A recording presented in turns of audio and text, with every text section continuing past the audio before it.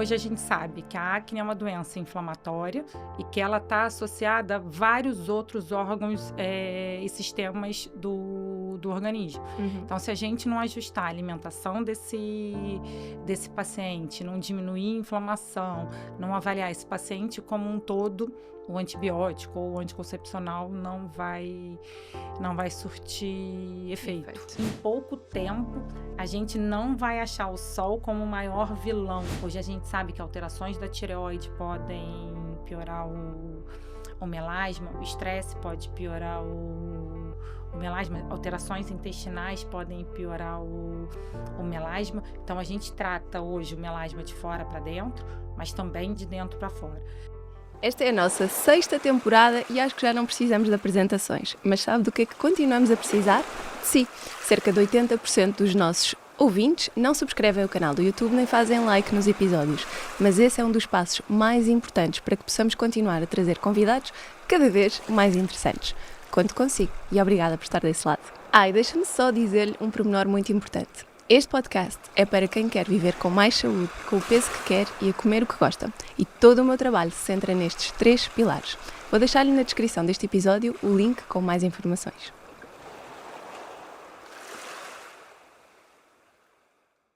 Olá e sejam muito bem-vindos a mais um episódio do nosso podcast. Hoje tenho o gosto de ter comigo a doutora Manuela Reis, dermatologista. Muito obrigada por ter vindo. É um prazer, obrigada pelo convite. Doutora Manuela, temos muito que falar, portanto temos aqui muitos tópicos organizados, mas eu acho que podemos começar pelo acne. É um dos temas que cada vez tem trazido mais mulheres à consulta pela parte de reparação de dentro para fora, mas a nível de dermatologia, acho que há um vídeo seu no Instagram que fala sobre não utilizarmos os métodos contraceptivos ou os contraceptivos orais para tratar a acne. O que é que nos pode dizer sobre isto? Como é que se trata um acne na idade adulta?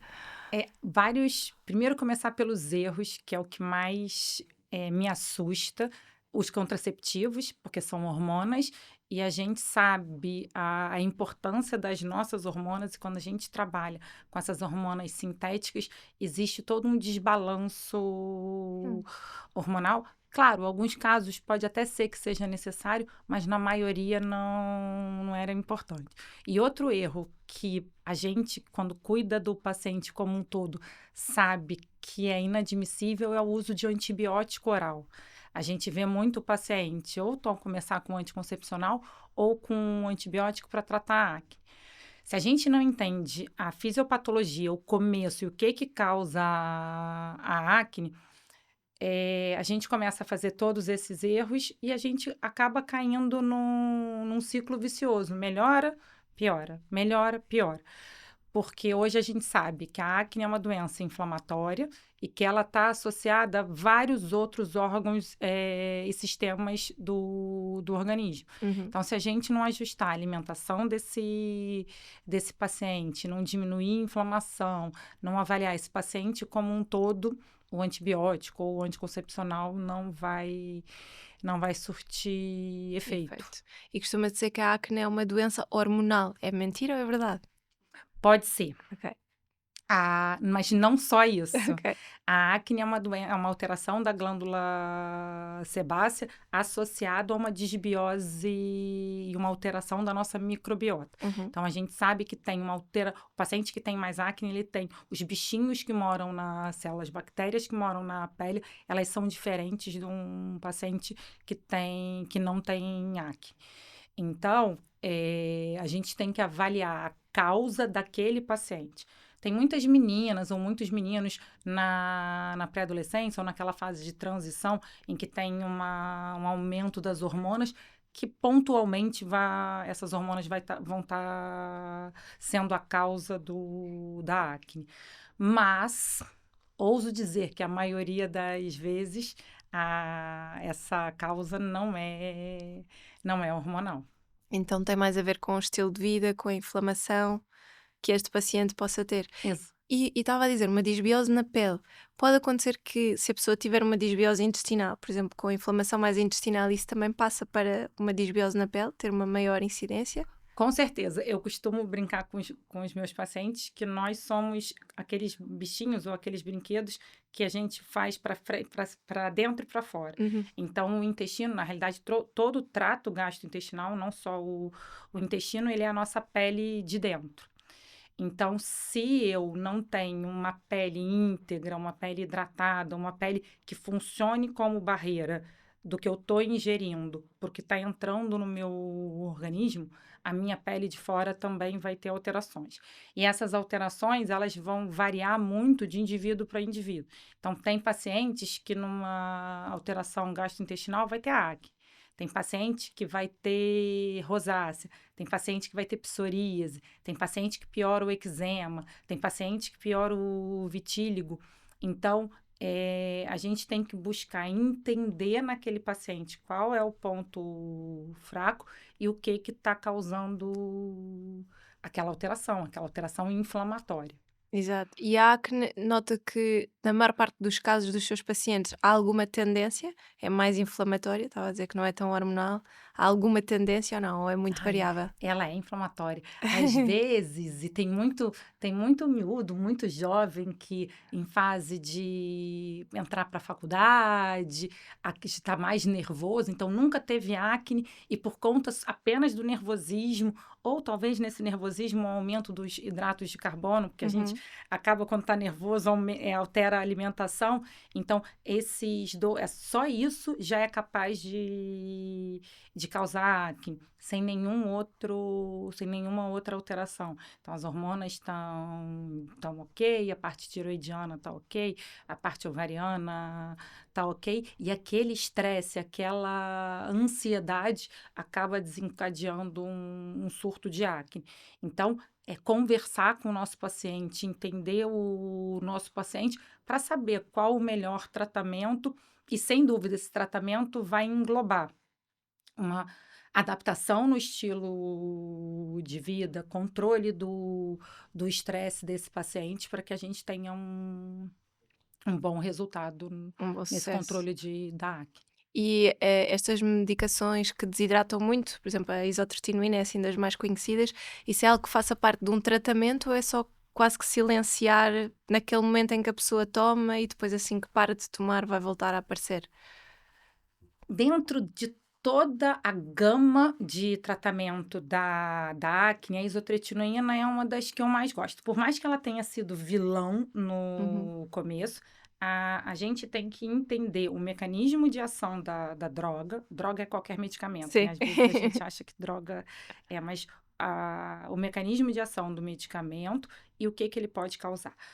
A isotretinoína, quando foi descoberta há mais de 20 anos, foi lançado um estudo, que foi um estudo muito mal desenhado, porque o desenho de estudo ele é importante, em que ele comparava a taxa de mortalidade, a taxa de depressão e alterações psicossociais no paciente que tomava isotretinoína com a população geral. Só que naquela época, só quem tomava isotretinoína era um paciente com acne grave. Hum. Então, não é justo você comparar um paciente com acne grave, que está usando qualquer medicação, com uma população geral. Seria quase que comparar o efeito do quimioterápico mata. Não é o Exato. quimioterápico mata. Quem mata é o cancro que aquele quimioterápico está tratando. Depois foi feito um novo estudo comparando, aí sim, pacientes com acne grave em uso da isotretinoína em uso do placebo. E Uhum. aí sim a gente consegue comparar. E nesse estudo a gente mostra uma melhora da qualidade de vida, uma melhora das questões psicossociais desse paciente. Só que o primeiro estudo já tinha sido lançado e já tinha todo aquele burburinho no mercado, e esses estigmas das drogas ficam. Então, hoje, se for para escolher uma medicação do paciente, sem dúvida a isotretinoína é a minha primeira escolha. Orientando para melhorar a hidratação, porque a isotretinoína, qual o mecanismo de ação dela? Primeiro, ela é um derivado da vitamina A. Uhum. Então, assim, a gente que tem mania de fazer suplemento, a vitamina A é boa, mas a gente tem que ter, como tudo na vida, tem que ter moderação. Mas ela, em sendo um derivado da vitamina E, ela vai agir, eu costumo comparar como se fosse ela como enforca a glândula sebácea, Ah, diminuindo essa produção de sebo e ressecando aquela região. É claro que os efeitos colaterais, eles vão ser dependentes da dose desse medicamento. uhum. Então, o que a gente faz hoje em dia é diminuir a dose, vir fazendo junto um probiótico, uma melhora da alimentação, iniciar a isotretinoína, suplementar com zinco, que a gente sabe que melhora esse processo de queratinização. Então, o quebra-cabeça, ele não vai depender só da isotretinoína. Exato. E aí ela entra com uma menor dose, nos ajudando nessa melhora do paciente.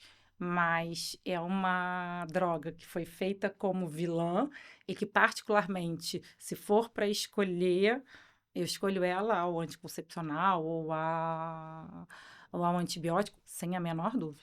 Exato, até porque os anticoncepcionais orais, não é, vão só tratá-la como se fosse hormonal. E se muitas vezes não é esse o problema, continuamos a não conseguir tratar. Não faz Exatamente. sentido. E muitas vezes o grande problema dos anticoncepcionais orais é que eles mascaram, como, por exemplo, um ovário Uhum. poliquístico, e aí a gente não trata, a gente tem todas as outras alterações, como o aumento da insulina, que a gente sabe que a síndrome do ovário poliquístico, ela não é só a acne, ela tem uma alteração da distribuição da gordura, ela tem um aumento da insulina, ela tem várias outras alterações que a acne estava mostrando para gente que a gente deveria ter feito esse diagnóstico bem feito, tratar esse paciente, mandar esse paciente perder peso, começar uma atividade física, diminuir a ingestão de hidrato de carbono. E se a gente colocar o anticoncepcional, tá resolvido a parte que a gente vê e toda a parte de dentro que estava gritando na pele, ela vai ser esquecida. Então, esse estudo do paciente, ele é fundamental. É super importante. E quanto tempo normalmente é que seria de balizar, vamos dizer, um tempo mínimo para a pessoa realmente melhorando o seu estilo de vida, fazendo eventualmente a isotretinoína? Quanto tempo é que é razoável a pessoa esperar até ver resultados? Porque isso é uma pergunta frequente. Estou a fazer isto há um mês, estou a mudar estilo de vida há um mês ou há dois, É, ainda não vi nada. a gente vem de uma geração em que a gente não tem paciência, né? O WhatsApp mostra isso. As soon as possible, assim, a gente tem que responder a tudo na hora. É claro que, dependendo da ansiedade do paciente, a gente tem que entender, a gente tem que se colocar na pele do nosso paciente. Então, aquele paciente que está sofrendo bullying na escola, que muitas vezes a gente aumenta a dose da isotretinoína inicialmente, porque a gente sabe que ela vai atuar mais rápido do que, por exemplo, uma perda de peso Uhum. ou uma melhora da alimentação, que isso vai ser uma medida que ele vai tomar para a vida toda, mas até ver resultado na pele, no cabelo, vai demorar mais. E esse paciente está sofrendo. Então, nós, como médicos, temos que intervir com a medicação ou com a nossa atitude, ela tem que ser proporcional ao problema do paciente. Então, quanto tempo vai demorar? Depende. Tem pacientes Uhum. que em um mês, aqueles pacientes mais graves, a gente está com um quadro super controlado. Aquele paciente que a gente sabe que vai ser longa o acompanhamento, a gente pode esperar uns 2 meses, mas em média de 30 a 60 dias a gente tem uma melhora significativa desse quadro. Boa. E é uma coisa que reincide a acne? Se de repente a pessoa voltar a ter outra vez uma alimentação mais inflamatória ou supomos que muda de trabalho e tem mais stress. Quando a gente tem todas as nossas células, né, elas têm uma memória. Então, se eu tenho essa minha glândula sebácea, essa minha queratinização com uma tendência mais acneica, se eu reincidir no erro, ela vai voltar. A gente sabe, até nos primórdios, lá quando a isotretinoína foi lançada, o laboratório garantia que se você usasse a dose adequada, por um X tempo, a dose a gente calcula pelo peso do paciente, Uhum. a acne não voltava, porque existia realmente uma morte, ele aniquilava a glândula sebácea. Depois foi se vendo que a gente tem célula totipotente, que pode virar tudo, inclusive mais glândula sebácea. Então, até o laboratório parou ele pagava um novo tratamento para quem tivesse acne de novo. Aí ele desistiu dessa história porque ele sabe, nada na vida é definitivo, nada. Então, é por isso que eu converso tanto com os meus pacientes para melhorar o hábito de vida, porque isso sim vai ser uma contínua na vida dele. Então, hoje é aos 30, amanhã aos 40, aos 50, aos 60. Se você não cuidar, talvez não volte uma acne, mas talvez volte uma rosácea, volte uma Uhum. alopecia areata, que são doenças inflamatórias que estão associadas, da pele, né? Que estão associadas ao estilo de vida. Boa. E já que falando na alopecia, acho que esse também é outro tema, não é? Porque é que nós vemos tanta tendência para a alopecia, por exemplo, nas mulheres a aproximarem-se da menopausa, mas eu já começo a ver cada vez mais cedo. Eu de repente tenho pessoas da minha idade, mais novas, com alopecia. O que é isto? É outra doença inflamatória? Está a acontecer por causa daquilo que nós fazemos ao nosso corpo? Primeiro, entender o que que é Uhum. alopecia. Ah, existem o paciente gosta a gente gosta desses nomes, né, e o médico até trabalha com isso, assim, fala nomes difíceis, porque o paciente grava, não esquece. Mas a gente tem que entender que a alopecia é uma rarefação do cabelo. Hum. E na dermatologia a gente vai ter vários diagnósticos dessa alopecia. Muitas vezes o paciente só está tendo um eflúvio. O que que é isso? Só uma queda de cabelo, como por Ok. exemplo num pós-parto. O paciente não tem alopecia, mas aquele cabelão que a gente tinha na gestação, depois do parto, geralmente de 3 a 6 meses, ele cai abruptamente, fica todo mundo desesperado. E aquilo não é uma alopecia, na realidade, aquilo é só um eflúvio. E se tudo estiver bem, vai recuperar. Mas aquele paciente que geralmente vem falando que está com alopecia, que fica com aquela entrada aqui, ou a linha mediana começa a ficar, a gente começa a ver o couro cabeludo, ou quando Uhum. vai à praia, o couro cabeludo começa a queimar, a gente tem visto muito mais disso, sim, e cada vez mais precoce. Qual é a causa? A gente não sabe, mas várias hipóteses são aventadas. A gente sabe que a gente vive num mundo extremamente, estressado, Uhum. em que todo mundo tá com os nervos à flor da pele, se alimentando mal, dormindo mal e geralmente a hormona associada ao estresse é o cortisol, que é uma hormona, por mais que a gente não goste dele, é uma hormona fundamental para nos manter vivos.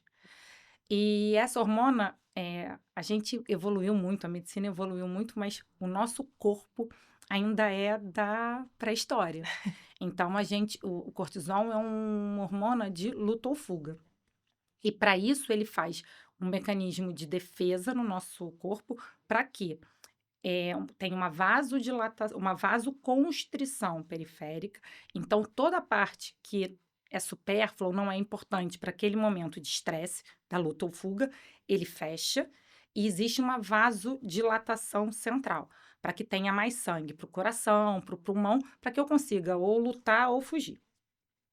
E o que que significa isso? Se eu tenho uma vasoconstrição periférica, significa que está chegando menos nutriente, menos oxigênio para o meu cabelo, para minha pele, para minha unha. E se está chegando menos nutriente, nada fica forte, nada funciona. Então, a gente tem uma tendência a um enfraquecimento e ao envelhecimento desse cabelo cada vez mais precoce.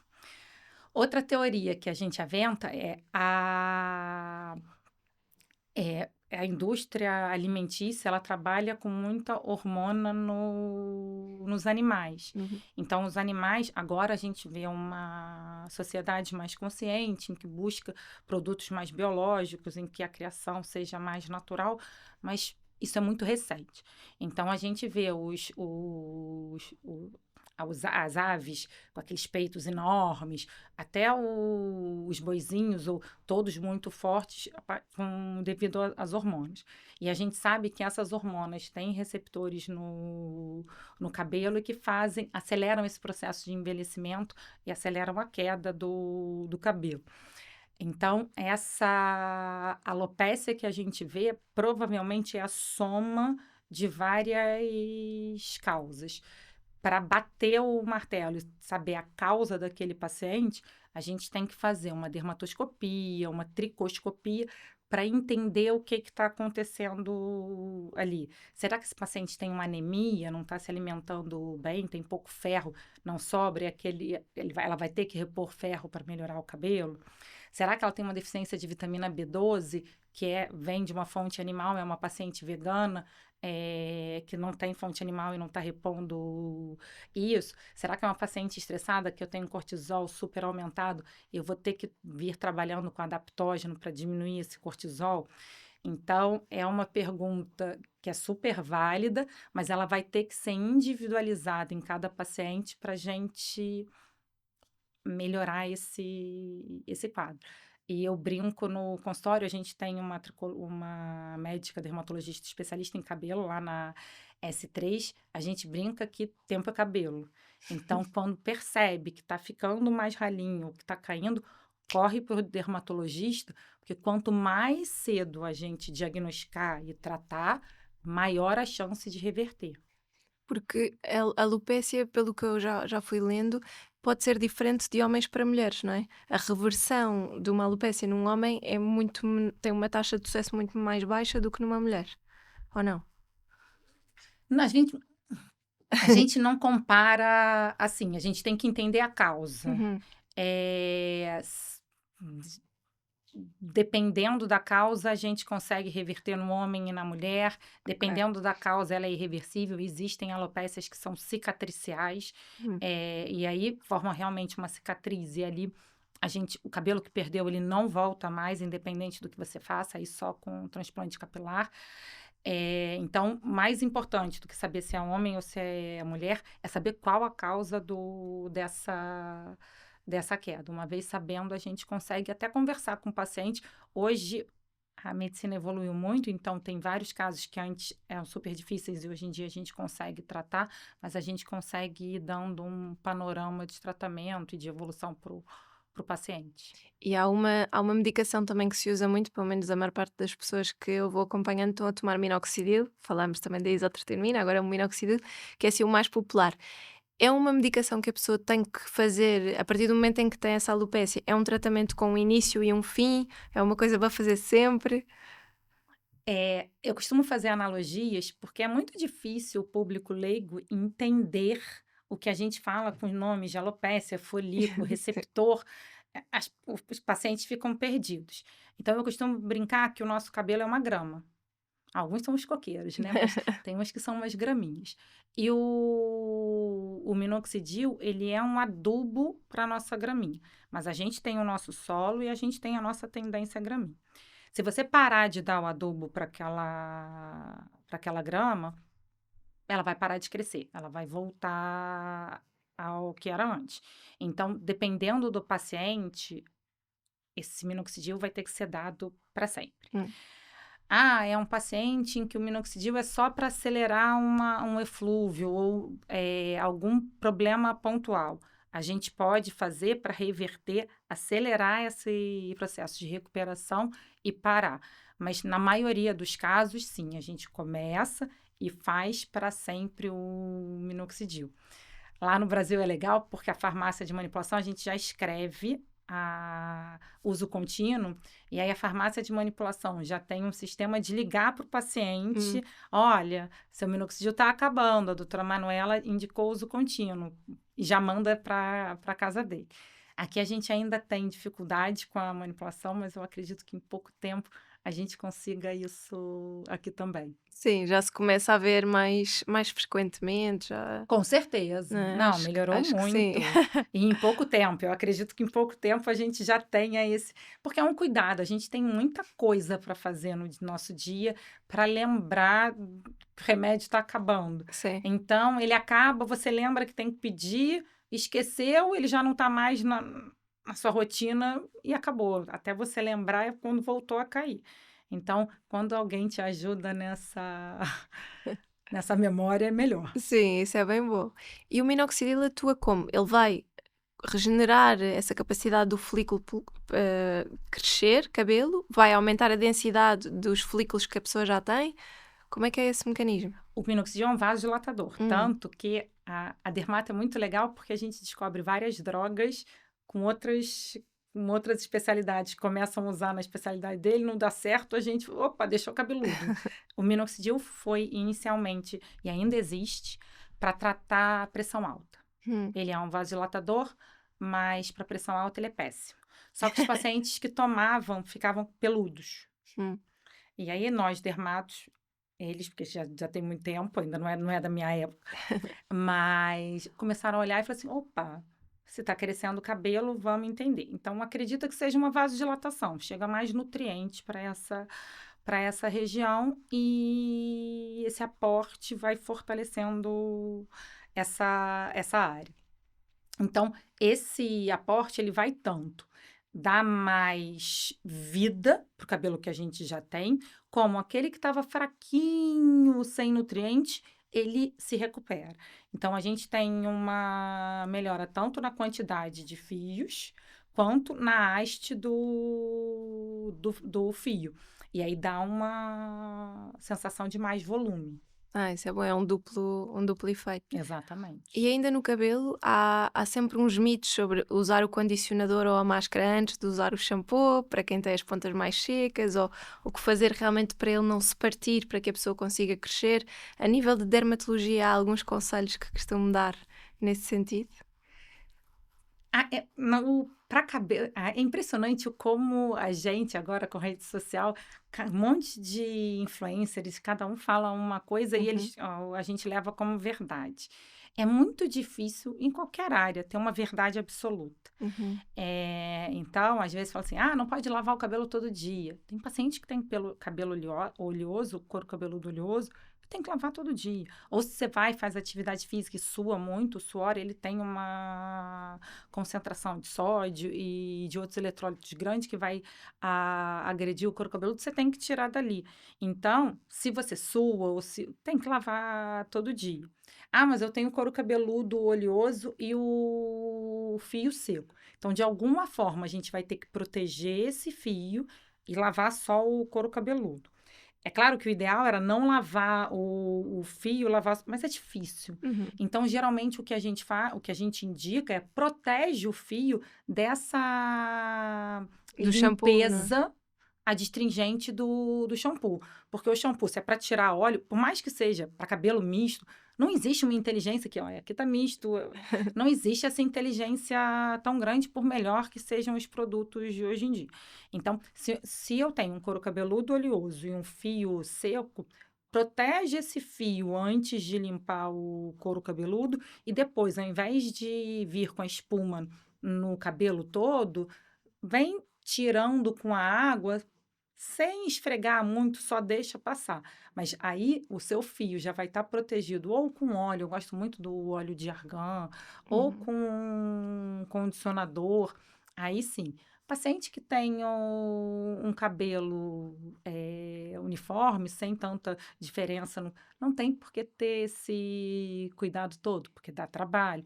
Então, dependendo do seu tipo de cabelo, vale a pena, sim, proteger o fio e limpar só o couro Só cabeludo. com o shampoo. E agora também há muitas teorias da porosidade do cabelo, se é mais poroso, se é menos poroso, e isso também suscita muitas dúvidas, porque estava a falar do óleo de argão e diz que o cabelo que tenha muito pouca porosidade também não vai absorver quase nada. Isso, há tantos mitos, agora era o que dizia, das redes sociais. A gente tem que tomar cuidado, porque assim, cara lá de cima, independente da nossa religião, ele é sábio, ele é um gênio. E quando ele fez a gente da melhor forma possível. Então, a gente tem diferenças, um cabelo caucasiano, um cabelo asiático, ele é menos poroso, ele é mais robusto, tem menos ligação de hidrogênio que vai fazendo cacho. Então, é um cabelo que ele é mais uniforme. Que quase tudo que você passar ali, ele vai saindo direto, porque ele é tão liso, não tem rugosidade. Um cabelo afro, ele tem várias ligações entre eles, e ele é super fininho, super delicado. Então, se você faz muita chapinha, porque geralmente eles são os que mais usam fonte térmica, aquela fonte de calor, esse cabelo, ele vai fazendo bubble, vai fazendo bolhas mesmo. Então, esse poro, na realidade, ele expandindo e criando bolhas dentro desse cabelo. O que você colocar vai entrando ali. Então, tem que tomar cuidado com os produtos que a gente usa, com o tipo de cabelo que a gente tem e respeitar a sua essência. Um cabelo afro é muito melhor a gente tentar colocar o creminho, deixar aquele cacho mais bonito, do que tentar fazê-lo liso, porque vai ser uma agressão, a gente vai romper todas essas ligações de hidrogênio, e essa ruptura ela vai deixar esse cabelo muito mais suscetível à agressão. Então, a gente vai ter mais chance de alopécia de tração, vai ter mais chance de problema no fio. Esse cabelo sem saúde, ele fica menos bonito. Tudo que é saudável é mais bonito. Tudo que está doente, ele fica sem brilho, sem viço. Então, não faz muito sentido. Exatamente. E passando para a pele, agora estava a falar da questão do brilho, eu estava a pensar, realmente há pessoas que têm uma pele super luminosa, super brilhante. Se tivermos uma pessoa que nos esteja a ouvir, que nunca teve assim grandes cuidados com a pele, não usa protetor solar todos os dias, etc. Vamos imaginar que é uma pessoa já nos 40, portanto não estamos numa fase ainda muito, muito jovem, mas ainda estamos numa Estamos fase... sim, 40 são muito jovens. Sim, eu já sabia que isto ia... 40 ainda, hoje em dia a gente só vai chamar de mais velho depois dos 90. Até os 90 são muito jovens.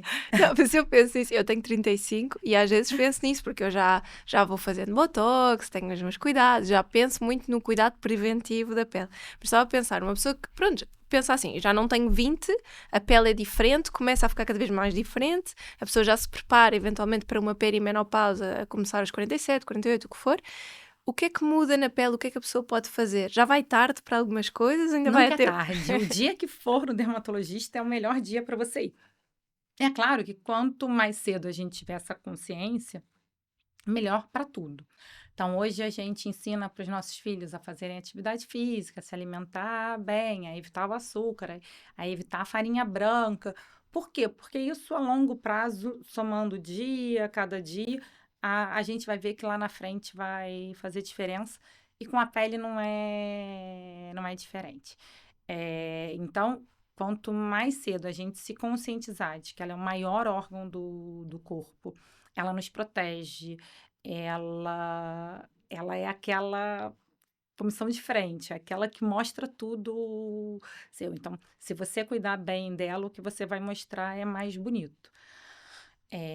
Mas independente da idade. Então, se você está com 40, se você está com 50, se você está com 60, a gente consegue melhorar. Claro que ajustando expectativa e realidade, mas bons produtos e não precisam ser caros. É muito comum o paciente falar assim, eu nunca vim no dermatologista antes, porque eu sei que os produtos são caros, os tratamentos são caros, mas o bom dermatologista ou o bom profissional é aquele que vai ser capaz de ajustar o melhor que dá para fazer dentro das suas possibilidades. Então, hoje em dia, a gente tem cremes super bons com preço mais acessível. Tem filtro solar, hoje em dia, que a gente encontra com preços super legais. Então, dá para a gente ter uma boa rotina que vai garantir um bom processo de envelhecimento, uma pele saudável, bonita, iluminada, com custo acessível. É claro que eu não estou falando do Botox, do Ultraformer, do laser de picosegundos, do bioestimulador, mas que também dá. Então, avaliando o paciente, seja aos 30, aos 40, aos 50, a gente consegue entender o ponto fraco daquele paciente e escolher um procedimento por ano para começar aos 30, aos 60, a gente tem 30 procedimentos que a gente fez para melhorar esse processo de envelhecimento. E se a gente escolhe bem, por exemplo, um paciente que tem o rostinho em coração, que tem muita bochecha e que tem um queixinho muito delicado, a gente sabe que isso vai cair. É claro, a gravidade vai puxar para baixo. Se eu começo com um bioestimulador aos 30 anos, um por ano, para garantir aos 60, esse paciente vai estar muito melhor do que se eu não tivesse feito nada. Se eu tenho um paciente que eu tenho uma força, o platisma, que é aquele músculo do pescoço, é um músculo que puxa para baixo, que dá aquele bulldoguinho.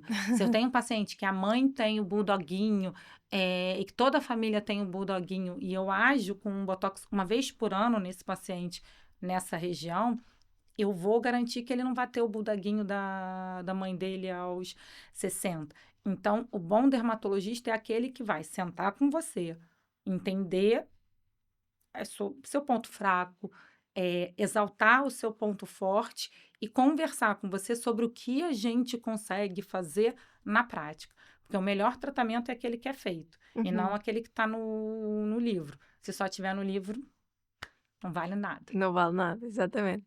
E agora dentro, estava a ouvi-la falar dos produtos, realmente há produtos caríssimos, há cremes caríssimos muito bons, mas que muitas vezes também usam fragrâncias e para peles muito sensíveis, por exemplo, no caso da minha, não dá, estávamos a falar em off do que eu uso por causa do eczema, mas também há alguns produtos hoje em dia que vão aparecendo muito com, por exemplo, com aqueles antioxidantes, com o resveratrol, ou outros que já falam de alternativas.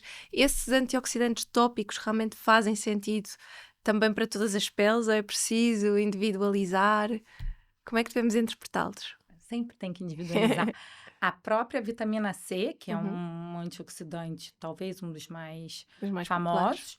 famosos, que todo mundo chega assim, mas eu não tenho que fazer uma vitamina C para face? Não, a vitamina C, a vitamina C é o ácido ascórbico, né? O Uhum. nome. Por mais que não seja um ácido, ela tem uma capacidade irritativa numa pele sensível. Então, uma pele com rosácea, por exemplo, que está em atividade, não tolera a vitamina C, que seria super importante por ser antioxidante naquele sentido. Mas por isso é a importância do médico estudar, ver a saúde da sua pele, fazer o diagnóstico da sua pele e, dentro daquele diagnóstico, ir colocando os produtos e as substâncias que melhor se adequam. Porque não são só as substâncias, o médico e o produto, ele tem, todo produto ele tem um recipiente, ele tem a forma o veículo que ele vai ser entregue. Aí, como você falou, às vezes tem o cheiro, às vezes tem corante, esses conservantes que vão agredindo uma pele super irritada. É por isso que nós, dermatologistas, temos tanto cuidado com as crianças, que agora tá super na moda de fazer skincare, crianças de 8, 9 anos. E algumas marcas até trabalham e criam produtos para isso, com cheiro de melancia, com o frasco de melão, de pêssego, a coisa mais linda, que até a gente não resiste, imagina uma criança. Então, a gente tem que tomar muito cuidado, porque a pele de uma criança, ela não tem a barreira de proteção que a gente tem à medida que o tempo vai passando. Então, os produtos devem ser super bem escolhidos. Na realidade, nessa idade, só devem ser usados os produtos dermatológicos e não Pois, esse exato. skincare para 8 anos, não faz o menor A sentido. prevenção de Uma pele de envelhecimento. pêssego, pois é, não faz o menor sentido. Com 8 anos é o que eles têm mais. Exato. A gente querendo chegar com uma pele de 30, na realidade, eles de 8 têm que curtir a infância. Então, a gente tem que tomar cuidado até com os antioxidantes, Uhum. porque existem peles que não toleram. E mesmo agora também se vê vitamina A, por exemplo, para colocar durante o dia e fazer a vitamina C à noite, né? Há essas diferenças. E mesmo os produtos que são despigmentantes. Há algum. Eu queria tentar uma contraindicação, digamos assim, de usarmos os despigmentantes. Contraindicação absoluta, não. Não. Existem peles que são super resistentes. Você pode colocar de manhã, de noite. Aquela pele não vai ter nenhum processo de renovação celular, porque ela tem um extrato corpo super grande, super resistente. Então, uma dica geral não tem nenhum produto que eu possa usar, você possa usar, ela Hum. possa usar. Até o protetor solar, para minha pele, vai ser diferente da sua. Então, essa avaliação, ela é importante por um bom profissional. Porque tem paciente que pode usar despigmentante manhã, tarde, noite, e tem paciente que não vai poder usar nenhuma vez por semana. Exatamente. E por falar em despigmentante, pessoas com melasma, como é que podem aproveitar o sol? Não podem de todo aproveitar o sol? Como é que é? Eu acabei de voltar de um congresso que teve um round todo abordando o melasma. E é impressionante como a gente aprendeu nos últimos 5, 10 anos Hum. sobre essa doença. Hoje a gente sabe que o melasma, claro, a gente continua tendo cuidado com o sol, mas o melasma é uma doença inflamatória. Hum. Isso a gente percebeu muito no Covid. E depois que a gente percebe, a gente fica mais atento. Então, tem gente que fica doente. Ah, eu tive Covid, meu melasma piorou. Eu estava em casa, não. Por quê? Porque o componente inflamatório piorou e aí a gente tem uma maior tanto produção de pigmento quanto a passagem do pigmento do melanócito, da célula que produz o pigmento, para a pele. Uhum. E essa paciente não pegou sol nenhum, estava trancada em casa. Então, o sol, é claro, a gente sabe que são em áreas fotoexpostas, então tem um fator sol, mas atrevo dizer que em pouco tempo a gente não vai achar o sol como o maior vilão do melasma, e sim o nosso próprio organismo. Hoje, o tratamento do melasma, a gente continua usando protetor solar, mas a gente avalia esse paciente como um todo. Hoje a gente sabe que alterações da tireoide podem piorar o melasma, o estresse pode piorar o melasma, alterações intestinais podem piorar o melasma. Então a gente trata hoje o melasma de fora para dentro, mas também de dentro para fora. E hoje a gente sabe que ele é claramente uma doença do envelhecimento da pele. Hum. Então, a gente vem todo com uma terapia regenerativa para vir rejuvenescendo essa pele, porque a pele jovem não tem melasma. Então, a gente vê essas meninas de 15, 20 anos torrando no sol sem melasma. Será que a culpa é do sol? Será que a culpa é do envelhecimento cutâneo? Será que é tudo junto? Então, o estudo do melasma está mudando muito. Continuamos evitando o sol, mas tem gente que gosta de sol, que é surfista. Eu sou do Rio de Janeiro. Então, assim, a gente e o sol tem uma relação muito íntima. E a gente consegue melhorar mesmo com o paciente tendo essa exposição regular, desde que melhore a alimentação, controle o estresse, melhore a qualidade de sono, esse hábito intestinal fique bom e a gente venha fazendo tratamentos que não são tão clareadores, eles são mais regeneradores. Uhum. E a gente tem tido bastante sucesso nesses pacientes. É giro, porque realmente antes ouvia-se muito falar do tratamento do melasma com esse fator despigmentante, não é? E até mesmo tratamentos de laser e assim que eram feitos, e hoje em dia é mais essa parte da regeneração.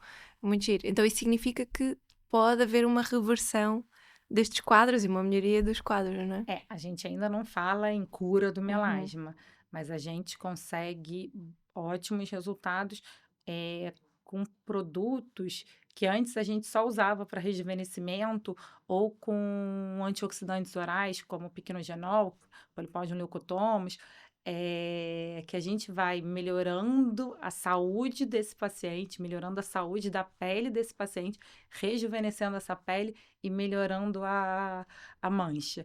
Então, a gente em pouco tempo vai ter muita novidade sobre esse tema. Cá estaremos para acompanhar, porque há muitas mulheres que depois da gravidez têm essa alteração hormonal e acabam por ficar com esses sinais de melasma que depois sentem muita dificuldade em conseguir reverter. Ai, é péssimo. Eu tive na gravidez e aquilo realmente, assim, é difícil de cobrir, mexe com a nossa autoestima. É, eu fiquei com um arranhão, o meu marido diz que parece um arranhão no olho, mas foi assim, um risquinho, aparece mais no verão. Quando eu apanho mais sol, Claro. ele fica mais visível. Mas não foi uma coisa muito crítica, mas também acho que Não, mas tem tive, gente que sim, sofre muito muito no mais e a buço, não é? gente e, assim, o sofrimento também é proporcional. Tem pessoas que trabalham com a imagem, então uma manchinha Sim, pequena é um transtorno. Tem gente que nem se olha e uma manchinha maiorzinha não é tão um transtorno. Mas tudo que gera algum desconforto na sua autoimagem, como você se olhar, ou até na sua autoestima, a uhum, gente tem que levar muito a sério esse tratamento e cada vez mais a gente estuda para poder trazer esse bem-estar e essa segurança na sua roupa que você não muda, né? A pele é uma roupa que você vai usar todo dia, o dia todo. O resto você pode mudar, mas a pele você tem que cuidar. é verdade. E é o que reflete mais, eu acho, esses estados inflamatórios, o não estarmos saudáveis, é a pele que reflete basicamente isso. Com certeza. O dia que você está feliz, a pele fica brilhosa, fica iluminada, o olho abre, a sobrancelha reposiciona. O dia que você está triste, a sobrancelha baixa, o olho fica baço, a pele fica baixa. Então, a gente tem que entender que a gente está todo integrado. Se não cuidar como um todo, pode gastar fortuna no dermatologista, fazer os melhores tratamentos e a gente não fica bem. E o oposto, se você fizer tudo direitinho e usar um bom creme, mesmo que não faça tantos tratamentos, essa pele vai estar saudável, vai estar iluminada e vai estar bonita. Então, eu como médica dermatologista, antes de ser dermatologista, eu sou médica. Então, Uhum. a saúde do paciente, a saúde dessa pele, ela é muito importante. Obrigada, foi uma aula incrível. Eu que agradeço. Gostei muito, aprendi muita coisa, sobretudo sobre a parte do cabelo, porque realmente não tinha essa noção da questão da constrição e da dilatação, não é? E perceber a associação entre o stress e esta questão de quase que os nutrientes saem todos do cabelo porque é aquilo que não vai ser tão importante numa situação de stress. Realmente nunca me tinham explicado dessa maneira e acho que ajuda muito a perceber o impacto que tem e porque é que a pessoa sente mais essa queda num momento mais difícil. Obrigada, foi mesmo Nada. bom.